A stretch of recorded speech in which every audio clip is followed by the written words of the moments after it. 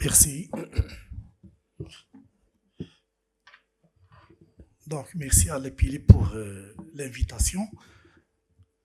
Et donc, on va enchaîner par dépistage de quelques affections orthopédiques qui sont fréquentes et qui constituent le quotidien des pédiatres et de notre activité en tant que chirurgien orthopédiste pédiatre. On va essayer tout au long de la présentation de répondre à certaines questions. C'est-à-dire comment dépister, pourquoi dépister, et surtout, puisque le pédiatre est le premier acteur du dépistage, quand est-ce qu'il faut rassurer les parents dans les variantes physiologiques, dans les variantes qui sont passagères, dans les variantes qui constituent une étape normale, donc morphologique du développement de l'enfant.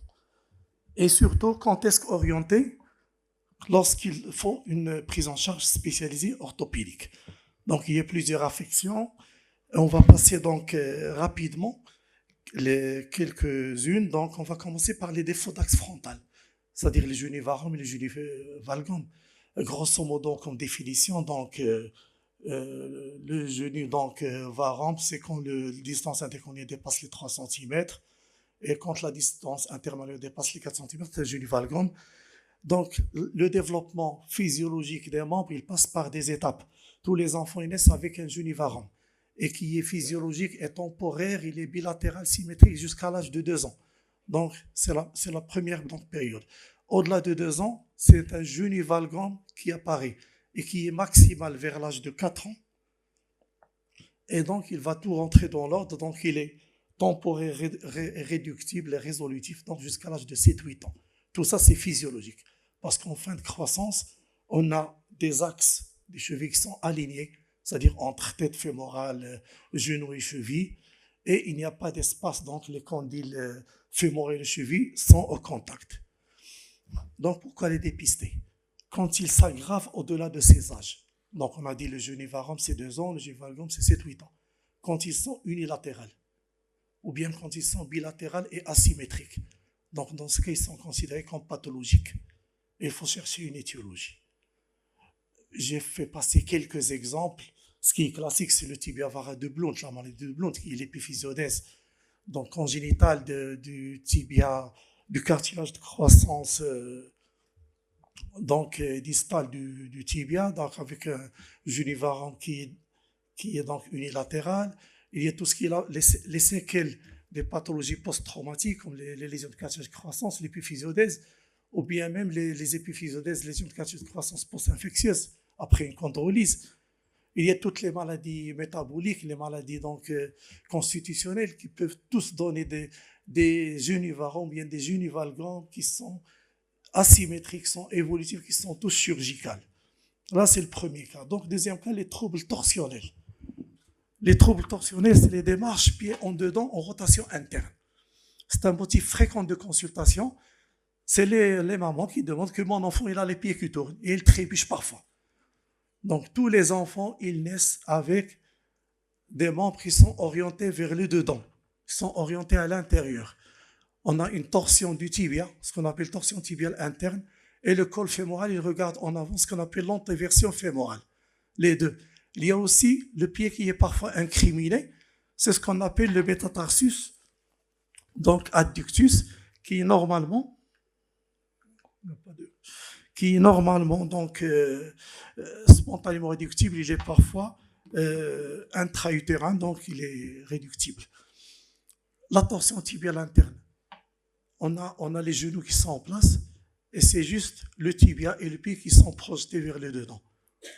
Donc, il y a une marche un peu spéciale par des genoux de face et des pieds en dedans. On voit les genoux de face, des pieds en dedans.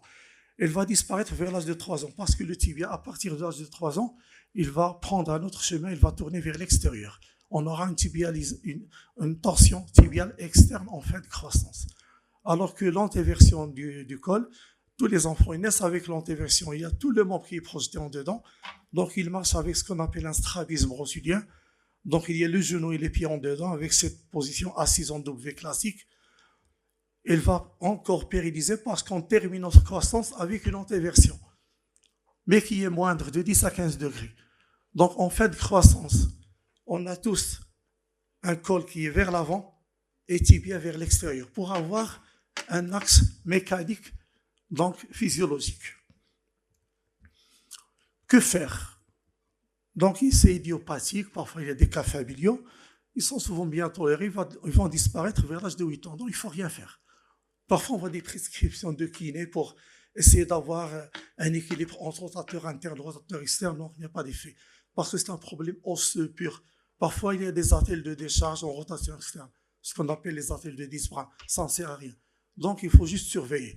Mais, au-delà, s'il s'éternise avec absence de rotation externe, donc l'enfant garde sa rotation interne, ou bien quand il devient caricatural et gênante, c'est-à-dire il trébuche, il y a des chutes fréquentes, dans ce cas, ils sont chirurgicales. On fait des ostéotomies de dérotation. Un autre problème, ils peuvent cacher un problème neurologique. Les myopathes, la paralysie cérébrale, ils ont tous cette fameuse démarche en rotation interne. Mais on a déjà des signes soit frustres, soit évidents. Retard des acquisitions motrices, spasticité, rétraction, fléchon ou autre. Les troubles de la statique plantaire. Le pied plat. Le pied plat, donc, c'est quoi un pied plat? C'est un affaissement de l'arche interne. Le pied plat statique, physiologique, idiopathique sans conséquence, il est réductible. Et il ne se produit que lorsque l'enfant il est en charge, lorsqu'il se met debout. Quand il est au repos assis, le pied a une architecture anatomique normale. Il est parfois souvent associé à des troubles torsionnels. L'antéversion fémorale, elle donne que l'arche s'affaisse vers le dedans. Il y a aussi l'immaturité ligamentaire. Les hyperlaxes, ou bien ce qu'on appelle l'hypotonie ligamentaire, ils peuvent avoir un pied plat. Parfois, il y a un problème au niveau de l'arrière-pied, donc un petit valgus calcanien, qu'on voit là. Donc, ce qu'on appelle dans ce cas, on les appelle pieds plats valgus. C'est des déformations bénignes qui vont, le creux donc, il va se faire vers l'âge de 3 à 4 ans.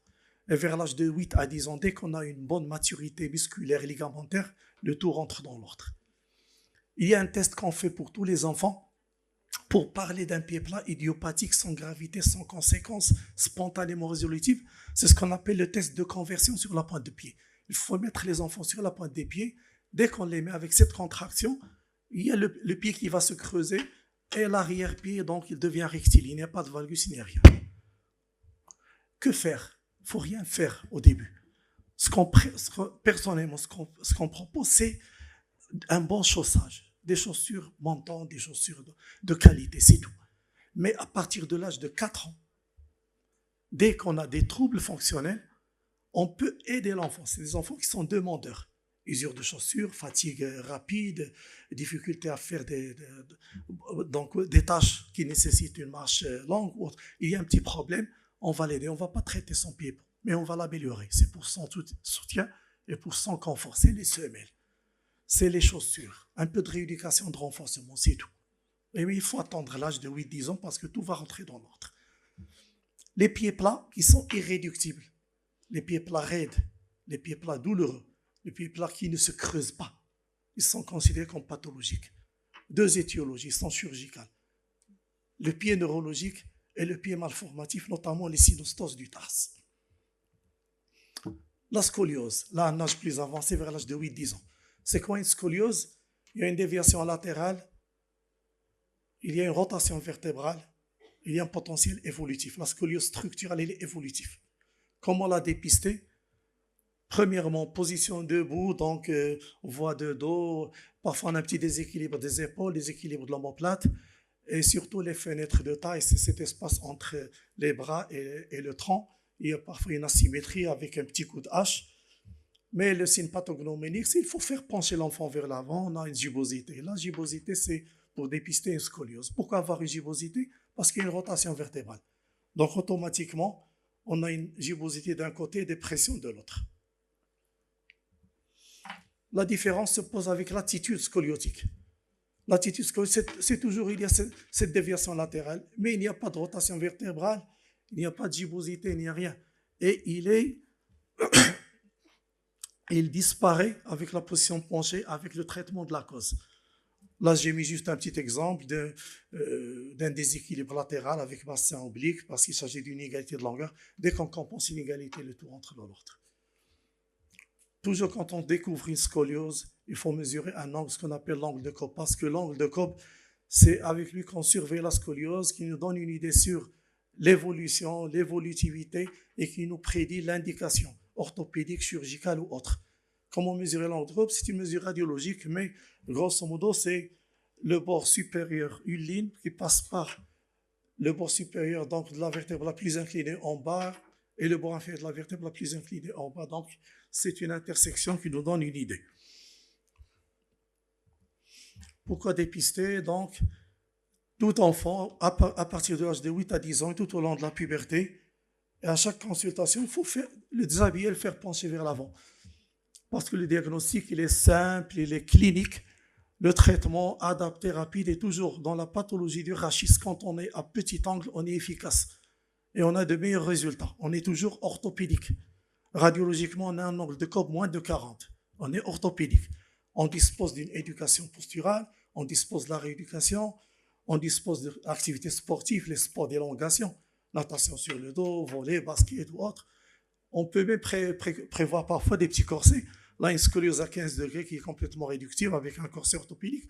Donc, on est toujours orthopédique à petit angle avec de bons résultats. Deuxième chose à dépister dans la scoliose, c'est l'évolutivité. Une scoliose structurale, elle est toujours évolutive. Il y a une règle. Toute scoliose diagnostiquée doit être suivie radiologiquement et cliniquement de façon semestrielle, donc tout au long de la croissance pour détecter l'évolutivité. Là, la loi de Duval-Popper, elle est connue, donc la scoliose, elle connaît 3 phases. Il y a une aggravation lente, aggravation rapide et une stagnation. L'aggravation lente, c'est jusqu'à la puberté.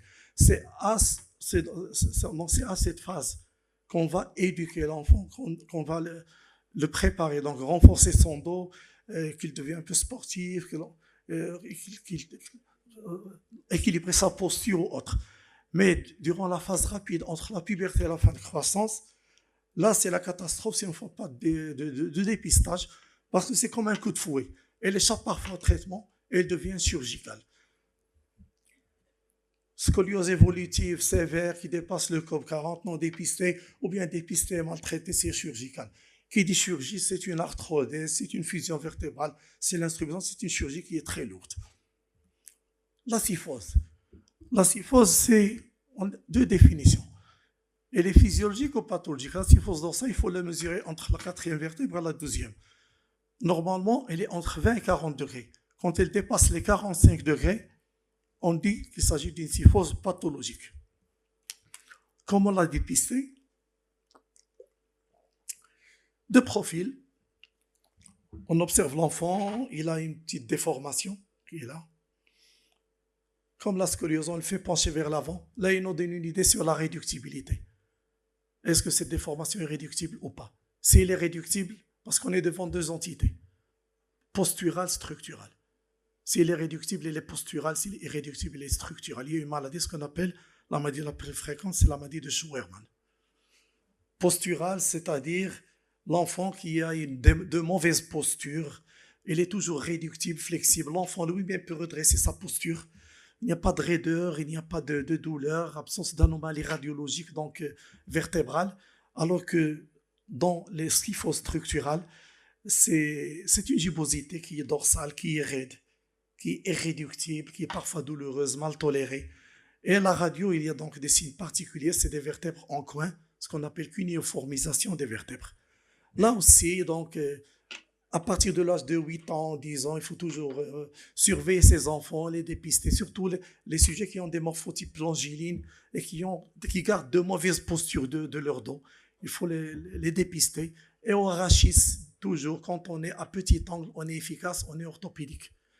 Donc, il y a l'éducation posturale, la rééducation, les sports. Là aussi, il y a les ports de ceinture, ce qu'on appelle les redresse-dos. Donc, les correcteurs de posture ont même parfois préconisé certains corsets pour corriger. Évolutive, non diagnostiquée, non dépistée, donc il devient rigide, il devient avec des douleurs rebelles, déformation. Donc, on passe à la chirurgie. C'est une arthrodèse donc postérieure instrumentée. Il reste l'épiphysiolise et les apophyses. L'épiphysiolise fémorale supérieure, c'est quoi l'épiphysiolise fémorale supérieure? Pathologie de l'adolescent. Pathologie, donc, c'est un glissement entre épiphyse et métaphyse. Donc, il y a un glissement à travers un cartilage de croissance qui est dystrophique. L'enfant, il consulte avec une boiterie qui est mécanique. Il n'y a pas de signe inflammatoire ou fébrile ou autre. Boiterie mécanique douloureuse. C'est une douleur au niveau inguinal. Parfois, la douleur elle est projetée au niveau du genou. C'est un piège diagnostique. Règle que devant toute douleur du genou chez un adolescent, il faut faire une radiographie de bassin. Avec limitation de la rotation interne. Pourquoi limitation de la rotation interne? Parce que la tête, elle se déplace en arrière et en bas. Automatiquement, la métaphyse reste du fémur vers le haut et vers l'extérieur. C'est pour cela qu'il y a un signe pathognomonique clinique, ce qu'on appelle le signe de Dreman. Quand on essaie de fléchir la hanche, elle part automatiquement en rotation externe, du fait du glissement de la tête qui est coincée en arrière et en bas. Radiologiquement, il y a ce qu'on appelle la ligne de Klein. C'est une ligne qui passe à travers le bord supérieur du col, qui normalement doit traverser l'épiphyse, puisque l'épiphyse, elle glisse, donc elle va passer à l'extérieur. Donc c'est une ligne radiologique. Pourquoi on dépiste l'épiphyseuse? Parce que c'est une urgence chirurgicale, parce qu'il y a un risque de nécrose. L'épiphyse fémorale est caractérisée par une vascularisation terminale. Donc, c'est une branche de l'artère circonflexe postérieure. Dès qu'il est étiré, dès qu'il est donc, il y a arrêt d'irrigation. Arrêt d'irrigation, c'est la nécrose de la tête. Nécrose de la tête, elle est irréversible. Et c'est la prothèse de hanche chez un jeune. Donc là, qu'est-ce qu'on préconise quand on diagnostique? C'est pas une urgence extrême, mais c'est une urgence différée. On les opère dans la semaine, dans les 10 jours. Donc on les hospitalise, une traction. Parfois on préconise des béquilles, parfois on préconise une chaise roulante. Il ne faut pas faire marcher l'enfant. Tant qu'il marche, tant que ça continue à glisser. Un autre rôle, il est chirurgical. Il faut arrêter, il faut stopper la migration de l'épiphyse par un vissage. Donc on place une vis pour stopper la migration de l'épiphyse. Je termine par les apophysies de croissance. Tous les lieux d'insertion des tendons sur des apophyses sont lieu donc d'une réaction inflammatoire, surtout chez les adolescents qui font des activités sportives un peu intenses. Les deux plus fréquentes, c'est le Gutschlatter et le sévère que vous connaissez. Cliniquement, c'est une douleur mécanique au site d'insertion. Quand on appuie le test de pression sur le lieu où siège l'apophyse, donc, ou bien quand on demande à l'enfant de faire une contraction contrariée, il y a donc la douleur se réveille. Radiologiquement, c'est une fragmentation ou une densification. Là, c'est la grosse tuberosité de calcanéum, lieu d'insertion du tendon d'Achille. Sévère, c'est la tuberosité tibiale, lieu d'insertion du tendon rotulien. Donc, de la paille extenseur du genou. Donc, qu'est-ce qu'on préconise? Un repos sportif arrêté. C'est des phases douloureuses qui durent 2 à 3 semaines. Il faut arrêter le sport. J'ai mis relatif parce que parfois, quand la douleur n'est pas vraiment intense, il ne faut pas complètement arrêter le sport, mais diminuer la charge. Donc, parfois, des charges, une orthèse, placer un plâtre, et surtout un antalgique anti-inflammatoire. Pourquoi les dépister? Parce que on ne peut pas vivre avec une douleur permanente. Il faut reposer au moment où la réaction est inflammatoire, douloureuse. Il faut du repos. Sinon, on aura une douleur permanente et invalidante, gênant toute activité quotidienne, même une marche quotidienne. Et prévenir les complications parce que c'est une zone inflammée, fragile, et un risque d'avulsion, arrachement. Il devient chirurgical. Là, il y a un arrachement de la TTA, donc il a été repositionné chirurgicalement. Et pour conclure que automatiquement, plus on dépiste tôt, plus on évite une chirurgie lourde, on évite des séquelles, mais surtout, il faut insister sur la collaboration entre pédiatres et chirurgiens pédiatres. Actuellement, avec les téléphones, les WhatsApp, les appels et tout ça, on peut régler des problèmes parfois sans se déplacer. Je vous remercie.